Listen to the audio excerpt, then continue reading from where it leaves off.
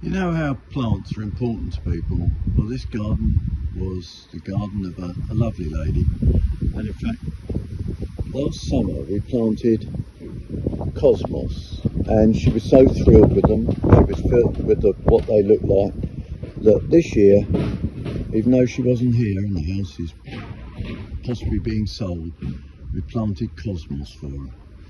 It's so important that plants are great memory hitters. They really are.